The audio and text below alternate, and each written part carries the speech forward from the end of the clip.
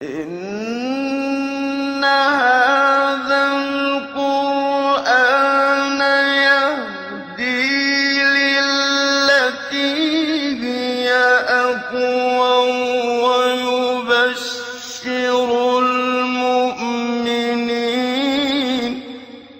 ويبشر المؤمنين الذين يعملون الصالحات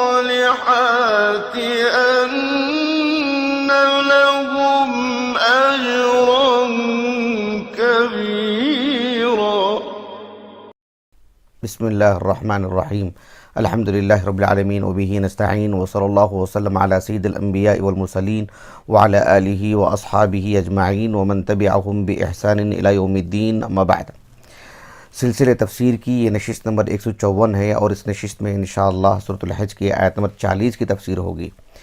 سورۃ الحج کی یہ جو آیت نمبر 40 ہے، اس سے متعلق پچھلی 4 نشستوں میں ہم نے اس آیت کریمہ سے متعلق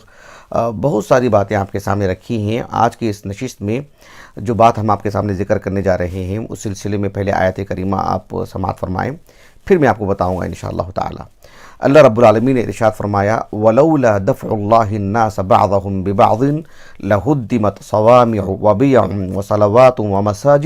وَمَسَاجِدُ يُذْكَرُ فِيهَا اسْمُ اللَّهِ كَثِيرًا وَلَيَنْصُرَنَّ اللَّهُ مَن يَنْصُرُهُ إِنَّ اللَّهَ لَقَوِيٌّ عَزِيزٌ. اس آیت کریمہ میں اللہ رب العالمین نے اہل ایمان سے متعلق اس بات کو بیان فرمائے کہ جب سے اللہ نے اس دنیا میں انسان کو بسائے ہیں، اور انسان کو بسانے کے بعد جب سے شرک در آیا ہے، اور اہل ایمان اور اہل کفر میں جو تصادم ہوا ہے، جو محاربت ہوئی ہے، اس سلسلے میں اللہ رب العالمین نے یہ بات بیان فرمائی کہ اگر اللہ رب العالمین اہل ایمان کی مدد نہ فرماتے، ان کا دفاع نہ کرتے مشرکین سے، اور پھر مشرکین جب انہیں اہل ایمان ہونے کی وجہ سے، موحد ہونے کی وجہ سے، اللہ کا دین حنیف اسلام قبول کرنے کی وجہ سے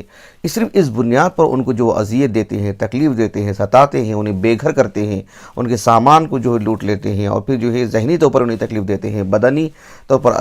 تکلیف دیتے ہیں، اللہ سبحانہ و تعالیٰ اگر جو ہے ان کا دفاع نہ کرتے، دفاع کرنے کی صورت اور شکل کیا ہے کہ جہاد کا جو حکم ہے اس کو اللہ رب العالمین حکم نہ دیتے، اور اس سے متعلق آداب اور احکام نہ بتاتے، اس کے لیے وہ قوت نہ پہنچاتے، وہ تدبیر اختیار کرنے کی صورتیں نہ فراہم کرتے،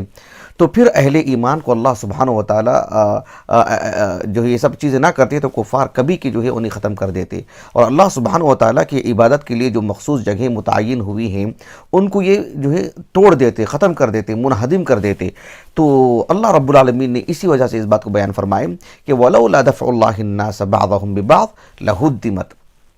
مجھے اس آیت کریمہ سے آج کی اس نشست میں یہ جو لفظ ہے لہدمت، اس کا معنی مفہوم کیا ہے، اور جو ہے اس سے متعلق جو قراتیں ہیں، اور پھر قراتوں کے نتیجے میں جو معانی بیان کیے گئے ہیں، وہ مجھے آج آپ کے سامنے رکھنی ہیں.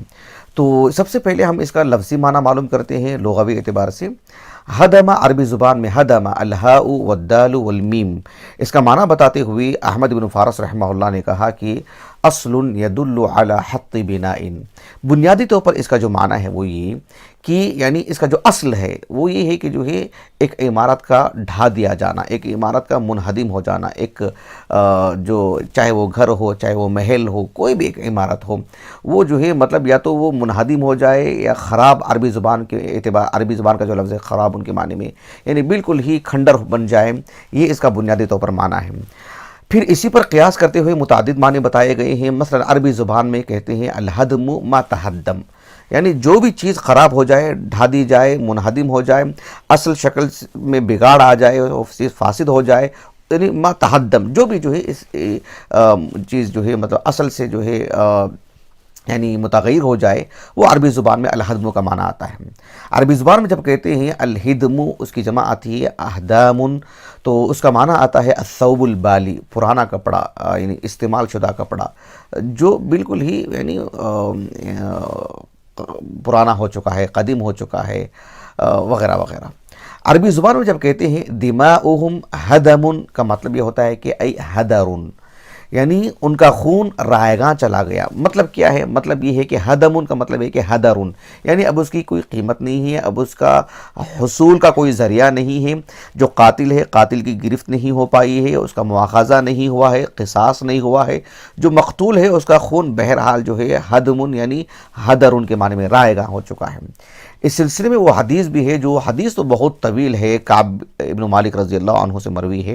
اور اس میں آپ کا قصہ بھی ہے طویل، جو تبوک سے متعلق ہے. مسند احمد میں، مسند احمد کے جو محققین ہیں شیخ شعیب ارناؤت رحمہ اللہ، اور آپ کے ساتھ جو لجنہ کام کیا ہے اہل علم کا، انہوں نے اس حدیث کو حسن کہا ہے. بہرحال اس حدیث میں ایک بات ہے کہ برا بن عاصم رضی اللہ عنہما ایک مناسبت سے اللہ کے رسول صلی اللہ علیہ وسلم سے سوال کرتے ہیں کہ جو ہے کل کے دن اگر مکہ فتح ہو جائے اور پھر جو ہے کیا اللہ کے رسول صلی اللہ علیہ وسلم اہل مکہ کے ساتھ رہیں گے، اب ان کے ساتھ جو ہے مطلب رہ جائیں گے اور ہم کو جو ہے ترک کر دیں گے، چھوڑ دیں گے؟ تو آپ صلی اللہ علیہ وسلم نے جو ہے مطلب آپ سے کہا کہ بل الدم الدم والہدم الہدم، ایسے آپ نے کہا. اس کا معنی بتاتے ہوئے ابن فارس رحمہ اللہ نے کہا کہ گویا اللہ کے رسول نے صحابہ سے کہا، انصاری صحابہ سے، کہ محیانا محیاکم ومماتنا مماتکم، گویا کہ ہماری زندگی تو تمہاری زندگی ہے، ہماری موت تمہاری موت ہے. ہم میں سے کسی کو جو ہے مطلب ہم میں سے کسی کو قتل کر دیا گیا ہے تو وہ آپ کا اور ہمارا ایک معاملہ ہے. آپ میں سے کسی کو جو ہے قتل کر دیا گیا ہے، وہ گویا کہ ہم میں سے کسی کو قتل کر دیا گیا ہے، وہ ہمارا معاملہ ایک ہے. آپ میں سے کوئی بچ چکا ہے، گویا کہ ہم میں سے کوئی بچ چکا ہے، ہم کو زندگی ملی ہے. ہم کو جو ہے مطلب ہماری زندگی اور تمہاری زندگی، ہماری موت اور تمہاری موت ایک ہے. آپ صلی اللہ علیہ وسلم نے انہی الفاظ میں نہایت جو ہے اختصار کے ساتھ ان کے سامنے بات رکھی. یہ ساری باتیں جو ہم نے آپ کے سامنے ابھی رکھی ہیں، وہ ہدمہ کا جو ہے لغوی اعتبار سے جو معنی ہے وہ ہم نے آپ کے سامنے رکھا ہے. یہ جو آیت کریمہ ہے لہدمت ولولا دفع اللہ الناس بعضهم ببعض لہدمت، لہدمت آیت کریمہ میں کیا معنی ہے وہ جاننے سے پہلے آپ کو میں یہ بھی بتا دوں کہ اس سلسلے میں جو ہے دو قراتیں ہمیں ملتی ہیں. امام محمد ابن جریر الطبری رحمہ اللہ نے اپنی تفسیر جامع البیان فی تأویل عناء القرآن میں اس آیت کریمہ میں جو ہے آپ نے دو قراتیں جو ہے ذکر کی ہیں. ایک قرات کی نسبت آپ نے قرائے مدینہ کی طرف کی ہے، اور لیکن آپ نے نام کسی کا ذکر نہیں کیا ہے. قاضی ابن عطیہ اور دیگر مفسرین نے رحمہم اللہ اجمعین کچھ نام ذکر کیے ہیں، جیسے نافع ہیں، اور اسی طرح سے ابن کثیر یعنی عبداللہ ابن کثیر ہیں، ابو جعفر ہیں رحمہم اللہ اجمعین. قرائے مدینہ انہوں نے جو قرات پڑھی ہے وہ یہ کہ لہدمت، لہدمت یعنی خفیفۃ الدال، لہدمت. اور جو قرائے بصرہ و کوفہ ہیں وہ یعنی مشددہ آپ نے پڑھا ہے، کیسے؟ لہدمت. اس طرح کی قرات ہے جو قرات حفص عن عاصم ہے. یہاں ایک بات من باب الفائدہ میں آپ کو ذکر کر دیتا ہوں کہ جو ہے قراء کے نام اکثر ہم آیتوں کی تفسیر میں بتاتے رہتے ہیں. جب بھی یہ بات ہم آپ کے سامنے رکھتے ہیں کہ اس آیت کریمہ سے متعلق دو قراتیں ہیں، یہ قرات کس کی ہے، یہ قرات کس کی ہے، ہم اس میں قراء کے نام بھی بتاتے ہیں. ظاہر بات ہے قراء کے جب ہم نام بتاتے ہیں تو جو ہے علمی دنیا میں ان کی جو شہرت جس نام سے ہوئی ہے وہی نام ہم آپ کے سامنے ذکر کرتے ہیں. جیسے ابن کثیر ہیں، ابن کثیر سے حافظ ابن کثیر تھوڑی نام مراد ہیں، وہ تو عبداللہ ابن کثیر مدنی ہیں. تو ان کا جو قراء سبعہ ہیں یا قراء عشرہ ہیں، ان کا نام، نسب، ان کی کنیت کیا ہے، یہ کہاں کے ہیں، ان کی ولادت کب ہوئی، وفات کب ہوئی، اور جو ہے ان کا تعلیمی جو ہے جو سفر رہا ہے اختصار کے ساتھ، اور اسی طرح سے علمی دنیا میں کس نام سے مشہور ہیں، اور کتب ستہ میں ان کی روایات ہیں تو جو کس کس کتاب میں ہیں، حدیث بیانی میں ان کا درجہ کیا ہے، قرات کے باب میں ان کی جو امامت ہے. اس سلسلے میں ہم نے ایک مختصر تعارف سورۃ السبا کی جب ہم نے تفسیر کیا آیت نمبر 3 میں، 3 سے متعلق، تو وہاں پر جو ہے میں نے تفصیل سے سبھی قراء کا میں نے ذکر کیا ہے. آپ وہاں سے بھی سن لے سکتے ہیں جو سورۃ السبا کی تفسیر ہے آیت نمبر 3 کے ضمن میں، اور بالذات قراء سبعہ کا جو تعارف ہے اس سے متعلق یوٹیوب میں الگ سے ایک درس موجود ہے ہمارے اپنے چینل میں، آپ اس میں سن لے سکتے ہیں انشاءاللہ تفصیل سے. یہاں سر دست مجھے یہ بتانی ہے کہ جو ہے امام طبری رحمہ اللہ نے دو قراتیں ذکر کی ہیں، ایک قراء مدینہ کی طرف سے کہ لہدمت خفیفۃ الدال، اور ایک قرات ہے قراء بصرہ اور کوفہ کی طرف سے وہ ہے لہدمت. اور یہی جو ہے یعنی جو عثمانی مصحف ہے قرات و حفص عن عاصم اس میں یہی قرات ہے کہ لہدمت. قرات سے متعلق یہ بات رہی ہے. اب آپ کو یہ میں بتاتا ہوں کہ جو ہے لہدمت یہ جو قرات ہے جو مصحف میں ہم پڑھتے ہیں، قرآن میں ہم پڑھتے ہیں، مصحف میں ہم دیکھتے ہیں، تو اس کا معنی مفہوم کیا ہے؟ لہدمت یعنی جو مشددہ ہے، تجدید الدال. اس کا معنی جو ہے میں آپ کو بھی فی الحال بتاتا ہوں کیونکہ یہی معنی اصل ہے۔ امام طبری رحمہ اللہ نے کہا کہ لہدمت باب تفعیل سے، حدم یحدم تہدیما سے لہدمت، تو امام طبری رحمہ اللہ نے کہا کہ یہ جو باب تفعیل کی جو خاصیت ہے جس میں ایک طرح کا تکثیر کا معنی آتا ہے،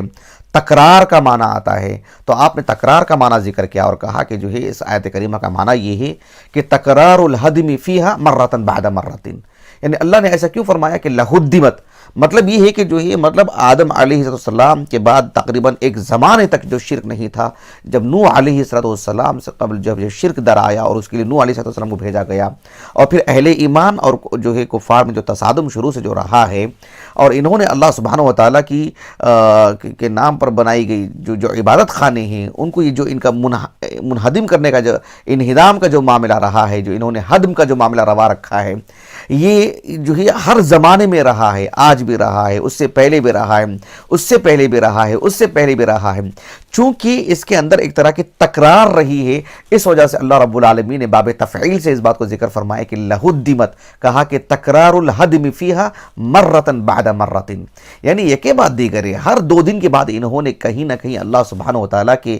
نام جو مسجدیں اور دیگر عبادت خانے جو جس زمانے میں بنائے گئے ہیں وہ اس کو جو ہے منہدم کرتے رہے ہیں۔ ان کے انہدام میں جو تکرار کی جو صورت رہی ہے اس کو بتانے کے لیے جو ہے مطلب مشددہ ذکر کیا گیا، تجدید الدال کے طور پر ذکر کیا گیا، کہا کہ لہدمت۔ اسی لیے امام طبری رحمہ اللہ نے جو بات بتائی وہی کہا کہ یعنی تجدید الدال اعجب القراءتین الی، ایسے آپ نے کہا، یعنی لہدمت یہ جو قرات ہے، کہا کہ دونوں قراتوں میں لہدمت اور لہدمت، ان دونوں قراتوں میں جو تجدید والی جو بات ہے وہ قرات میرے نزدیک زیادہ پسندیدہ ہے۔ اچھا، یہ تو امام ابن جریر طبری رحمہ اللہ کی طرف سے ایک بات ہے کہ جو ہے یہ جو ہے مطلب زیادہ قرین صحت ہے آپ کے نزدیک، وہ راجح ہے۔ علت کیا ہے اس کی، سبب کیا ہے اس کا؟ سبب بتاتے ہوئے ابن جریر طبری رحمہ اللہ نے کہا کہ لِأَنَّ ذَلِكَ مِنْ أَفْعَالِ أَهْلِ الْكُفْرِ، کہا کہ اہل کفر کا، کفار کا یہ معاملہ ہی ایسا ہے کہ وہ جو ہے ہر 2 دن کے بعد اس معاملے کو انجام دیتے رہے ہیں۔ اس اعتبار سے بھی یہ قرات جو ہے معنوی اعتبار سے بھی ثابت شدہ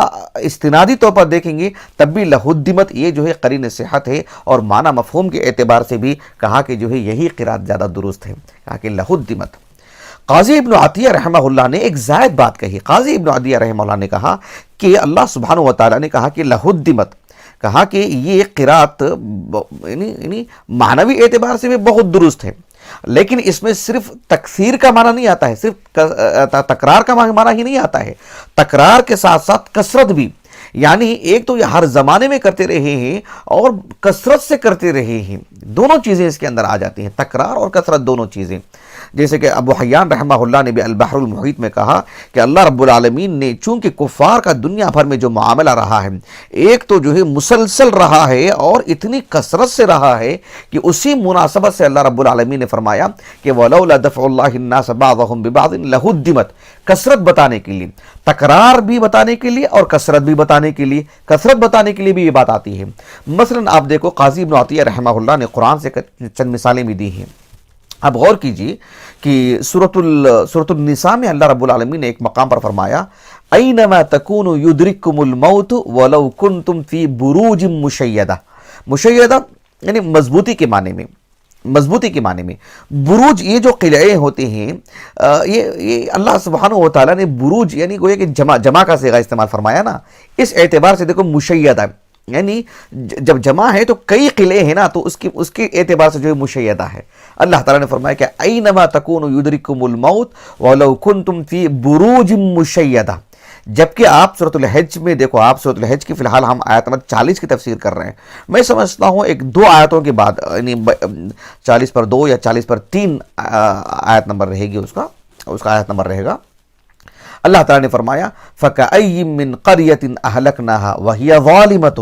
فَهِيَ خَاوِيَةٌ عَلَى عُرُوشِهَا وبئر معطلۃ وقصر مشید، مشید نہیں کہا رب العالمین نے، وقصر مشید، قصر چونکہ واحد ہے اس وجہ سے مشید، وہاں بروج جمع ہے اس وجہ سے مشیدہ، یہ جو ہے مطلب بطور مثال قاضی ابن عطیہ رحمہ اللہ نے ذکر کی۔ اور سورہ یوسف کی آیت کو بھی آپ سامنے رکھی جس میں اللہ رب العالمین نے فرمایا وراودته التي هو في بيتها عن نفسه وغلقت الابواب، وغلقت الابواب، ابواب چونکہ جمع ہے اس اعتبار سے غلقت، یعنی اس نے جو یعنی آسان نہیں کہ ایک بارگی ایک ہی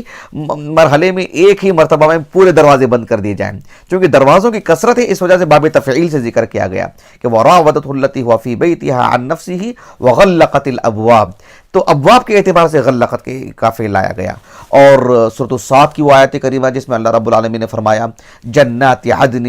مفتحۃ لهم الابواب، دروازے ان کے لیے جو کھولے جائیں گے، کہا کہ مفتحہ، مفتوحہ نہیں کہا رب العالمین نے، مفتحہ کہا اللہ سبحانہ وتعالیٰ نے باب تفعیل سے۔ تو بہرحال یہ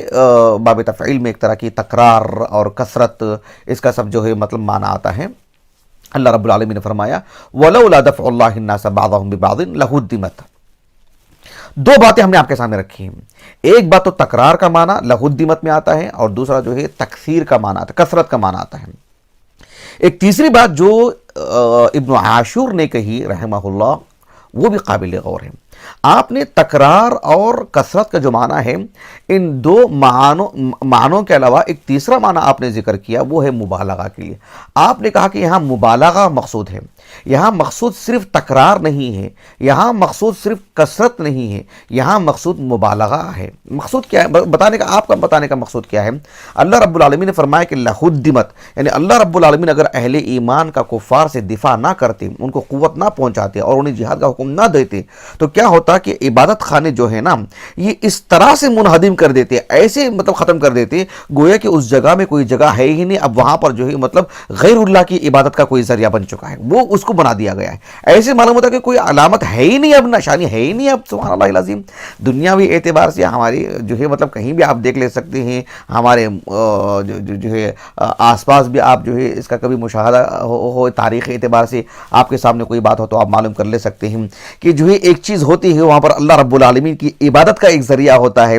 مسجد بنائی گئی ہوتی ہے اور اس مسجد کو ایسے ختم کر دیا جاتا ہے اور اس کی جگہ میں ایک ایسی چیز بنا دی جاتی ہے جو کہ غیر اللہ کی عبادت کا ذریعہ بن جاتا ہے۔ یعنی ابن عاشور رحمہ اللہ نے کہا کہ لہدمت کا معنی آپ نے بتایا کہ حدمن ناشئن عن غیظ بحیث لا یبقون لها اثرا، کہا کہ یہ یعنی اللہ سبحانہ وتعالیٰ کی عبادت کے نام پر جو مسجد بنائی گئی ہے اس کو اس کی اصل سے ایسے نکالتے ہیں، ایسے ختم کر دیتے ہیں، مطلب گویا کہ ان کے اندر اتنا غصہ ہوتا ہے اور اتنی جو ہے نفرت ہوتی ہے اور اتنی بے چینی ہوتی ہے ان کے اللہ سبحانہ وتعالیٰ کے نام پر بنائی گئی مسجدوں کو لے کر کے کہ اسے ایسے ختم کرتے ہیں کہ لا یبقون لها اثرا، کہ اب اس کا اثر ہی نہیں ہوتا، اس کا نام و نشان ہی نہیں ہوتا، اس کی کوئی علامت ہی نہیں رہتی ہے، اب اس کی جگہ میں کوئی ایسی چیز بنا دی گئی ہے کہ لوگ یہ سمجھے کہ بھئی یہ اصل ہے، وہ اصل نہیں ہے۔ سبحان اللہ العظیم۔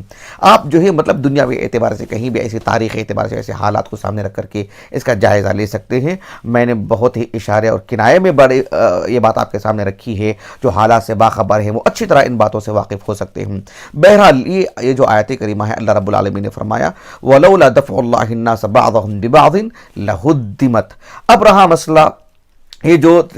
ہدم کی جو بات ہے، انہدام کی جو بات ہے، وہ اللہ سبحانہ وتعالیٰ نے عبادت خانوں کے مختلف نام ذکر کیے ہیں، صوامع و بیع و صلوات و مساجد یذکر فیہا اسم اللہ کثیرا۔ اس آیت کریمہ میں مزید بہت ساری باتیں ہیں، مثلا صوامع کا لغوی معنی، پھر جو ہے صوامع کس کو کہتے ہیں، بیع کس کو کہتے ہیں، صلوات کس کو کہتے ہیں، مساجد کا جو لفظ آیا ہے اس کا کیا معنی مفہوم ہے، یہ ساری باتیں آپ کے سامنے رکھی جائیں گی انشاءاللہ۔ پھر یہ بھی میں آپ کو بتاؤں گا کہ اللہ سبحانہ وتعالیٰ نے مساجد کے علاوہ مزید جو عبادت خانوں کے ذکر فرمائے ہیں تو ان کی کیا مدح کی گئی ہے، ان کی مطلب گویا کہ ایک طرح سے جو ہے یعنی اللہ سبحانہ و تعالیٰ نے ایک طرح سے جو ہے اس کی ان عمارتوں کی بنانے والوں کی تشجیع کی جا رہی ہے، یا اس کی جو ہے مطلب حوصلہ افزائی کی جا رہی ہے، اور اس کو گویا کہ وجہ جواز دیا جا رہا ہے کہ یہ چیز ہونی چاہیے، یا تاریخ اعتبار سے قدیم زمانے میں صوامع وغیرہ جو اللہ رب العالمین کی عبادت کے لیے بنائے گئے ہیں، کیا صرف اس حد تک ہی تعریف ہے، یا اسلام آ جانے کے بعد بھی ان جو عبادت خانے ہیں اس کی کوئی حیثیت ہے، اس کی اللہ سبحانہ و تعالیٰ نے جو ہے صرف پہلے کے حد تک جو تعریف کی ہے، یا جو ہے بعد کے حد تک بھی اسلام آنے کے بعد بھی اس کی کوئی حیثیت ہے کیا؟ اگر ہے تو کس اعتبار سے اس کی حیثیت ہے؟ یہ ساری باتیں میں انشاءاللہ آنے والی 2 نشستوں میں آپ کے سامنے رکھوں گا۔ اللہ تعالیٰ سے دعا ہے کہ اللہ تعالیٰ ہماری اس نشست کو، ہمارے اساتذہ، ہمارے والدین، ہمارے کل معاونین، ہمارے مشاہدین، ہمارے اہلیہ، ہمارے فرزندان اور ہمارے لیے اللہ تعالیٰ ذخیرہ آخرت کرے، ہمارے حسنات میں شمار فرمائیں، خصوصاً ہماری اہلیہ کے لیے جو اللہ رب العالمین ہمارے گھر کے سارے کام کاج انجام دیتے ہوئے یہ سارا بندوبست کرنا، اس کو جو ہے نصب کرنا، اور جو ہے ریکارڈنگ کرنا، اہتمام کرنا، اور بچوں کی نگرانی کرتے ہوئے سب کا کام انجام دینا، یہ یقیناً جو ہے جو اس کام کو انجام دیتے ہیں وہ اس تفصیل کو، اس گہرائی کو، اور جو اس حساسیت کو سمجھ سکتے ہیں۔ اللہ تعالیٰ ان کو صحت دے، عافیت دے، ایمان پر قائم رکھے، ان سے دین کا کام لیتا رہے۔ اللہ سبحانہ و تعالیٰ ان کی جہود کو، اعمال صالحہ کو اللہ شرف قبولیت عطا فرمائے۔ سبحانک اللہم و بحمدک، اشہد ان لا الہ الا انت، استغفرک و اتوب الیک۔